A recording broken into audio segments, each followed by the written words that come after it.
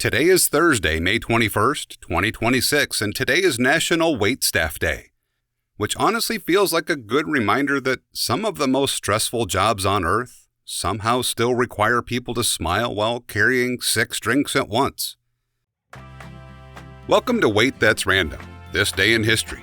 I'm your host, C.L. Burns, voice actor, audiobook narrator, and your guide through the odd and unexpected corners of history. Let's dive in. On May 21, 1927, Charles Lindbergh landed in Paris after completing the first solo nonstop flight across the Atlantic Ocean. By the time he arrived, people were already waiting. Crowds gathered near the runway. Reporters followed updates constantly, and anticipation had been building for hours because nobody knew for certain whether he had succeeded or disappeared somewhere over the Atlantic. That uncertainty mattered because at the time, long-distance flights still carried enormous risk. Mechanical failure, navigation problems, weather, exhaustion. Lindbergh had been alone in the aircraft for more than 30 hours.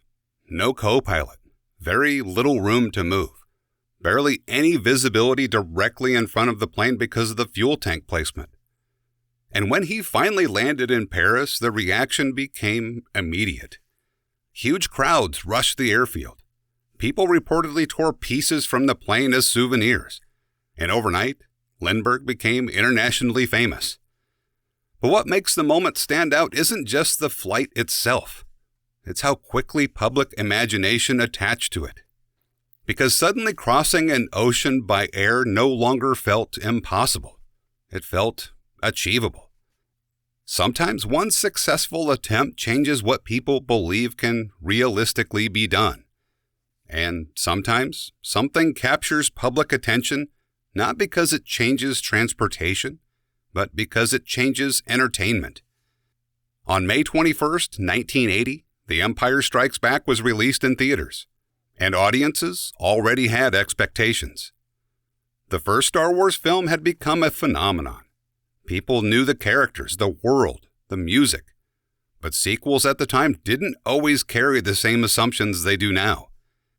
There wasn't yet a guaranteed formula for expanding a massive cinematic universe.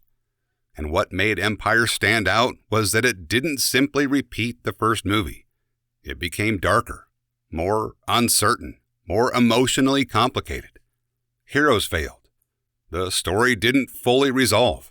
And one of the most famous reveals in film history completely changed how audiences viewed the characters.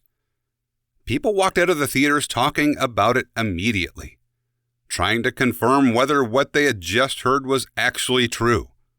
And over time, the movie became one of the defining examples of what a sequel could be. Not larger just in scale, but deeper in tone. Sometimes the thing people remember most isn't that expectations were met.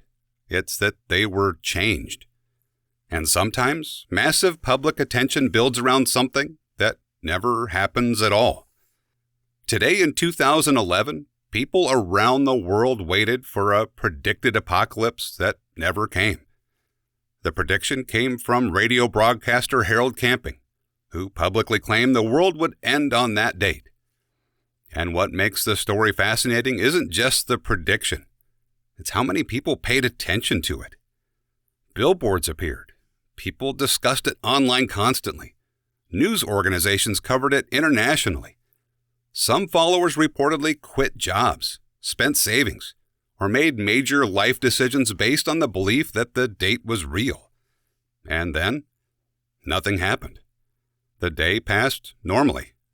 Traffic still moved. Stores stayed open. People went to work the next morning. And almost immediately, the public reaction shifted from tension to disbelief, confusion, and jokes. But moments like this reveal something interesting about public attention. Because once an idea spreads widely enough, it develops momentum of its own. Even skepticism helps amplify it. Sometimes what captures people most powerfully isn't certainty. It's anticipation. And sometimes someone becomes memorable simply because they fully understand how to command attention the moment they appear. Mr. T was born on May 21st, 1952, and almost everything about his public image was instantly recognizable. The haircut, the gold chains, the voice, the confidence. Whether through the A-Team, professional wrestling appearances, or commercials, he projected a larger-than-life presence that people remembered immediately. And what made it work wasn't just appearance, it was commitment.